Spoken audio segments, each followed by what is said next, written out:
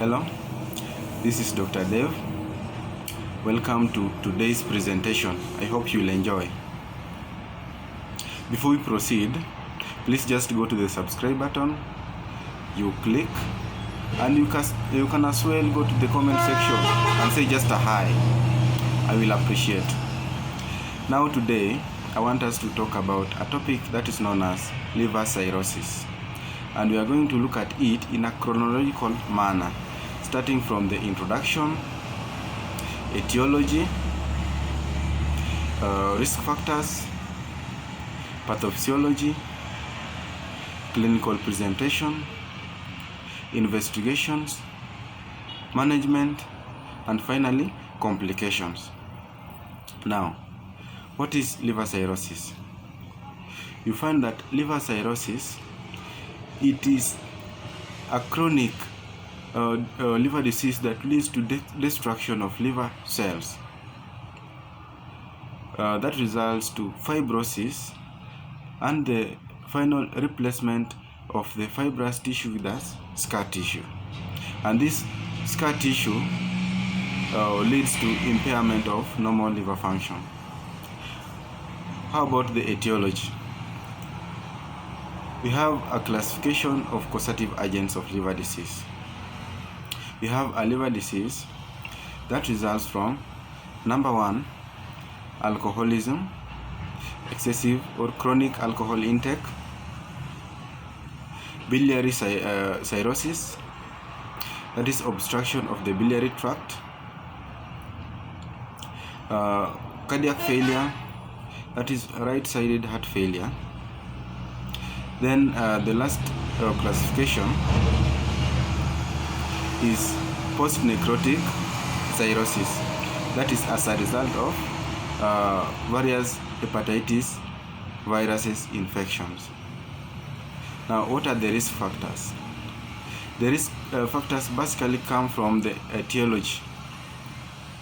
We have excessive alcohol intake, post-viral hepatitis viral infections, have conditions like obesity, have conditions like biliary obstruction, can have primary sclerosing biliary disease or biliary cholangitis. You can have a condition known as galactosemia and many others. So those are just the risk factors that will predispose an individual to developing this hepatic problem, because it is a gradual disease. It takes a very long time before you notice the presentation. Now, how about the pathophysiology? In the pathophysiology, first of all, we need to have the etiological agent. After having the etiological agent, it will lead to the destruction of liver cells, the way I mentioned in the introductory part. This destruction lays down the fibrous tissue, which is replaced by the scar tissue, and the scar tissue finally leads to obstruction of blood flow, obstruction of lymphatic flow, then obstruction of biliary flow, thereby impairing the functioning of the liver. Now, how about the clinical presentations? First of all, we need to know that liver cirrhosis is of gradual onset and takes a very long time before we notice the first presentation. So we have primary presentation, then we have secondary presentation. And the primary presentation is generally fatigability. Then secondary will involve different body systems. In the nervous system, we have hepatic encephalopathy that will result to asterixis. In the integumentary system, we'll have jaundice, palmar erythema, we can have caput medusae, we can have purpura, we can have petechiae, and many others. In endocrine, we normally have gynecomastia, Okay, it will involve endocrine and reproductive system, where we also have impotence, that is erectile dysfunction or inability to have sexual pleasures or desires. In women, young women, we have amenorrhea. Then in elder women, we have vaginal bleeding. Then if we go to GIT system, we have nausea, vomiting, abdominal discomfort. We have hematemesis, hemorrhoidal varices, can have esophageal varices, and many others. Then we have in cardiovascular system, where we can have water retention, and this will basically present with particularly abdominal distension, that is ascites. Then peripheral edema. Yeah. How about the hematological system? We'll have anemia, leukocytopenia, clotting, coagulation problems, yeah, and many others.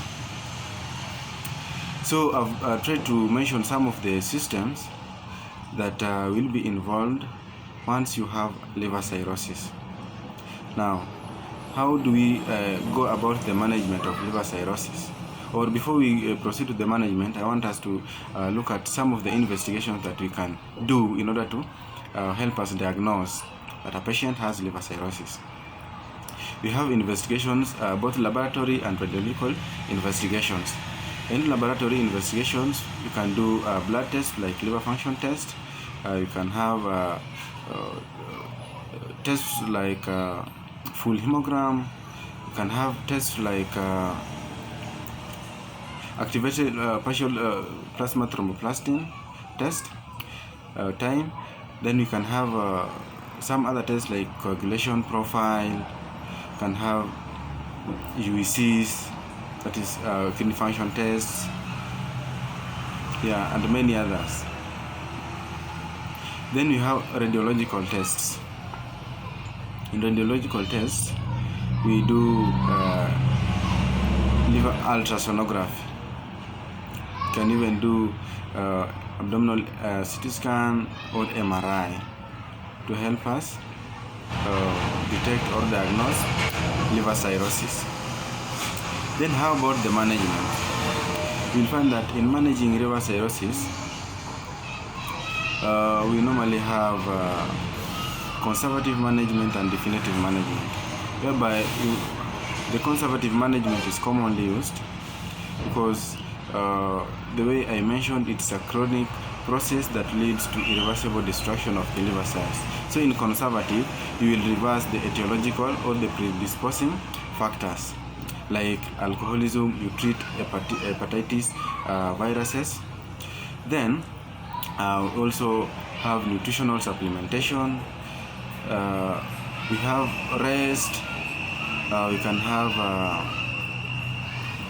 the use of diuretics in order to relieve from excess water retention, where we recommend spironolactone and at times furosemide.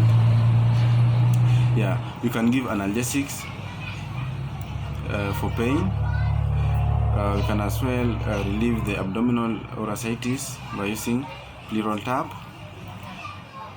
We can treat the complications including encephalopathy. We can administer albumin to reverse the hypoalbuminemia, and definitive treatment. We can do as well liver transplant in severe cases. Yeah. Now, how about the complications? Now, in complications, the way I mentioned, a person can have hypoalbuminemia, can have reproductive problems. You can as well have ascites as a complication, can have heart failure. Yeah, ascites will be as a result of portal hypertension, right? Yeah. Then maybe other complications, you can have coagulation problems or coagulopathies. Right? Yeah, I hope you've enjoyed the video, and before you quit, just click the subscribe button, and I hope more topics or more presentations will be coming.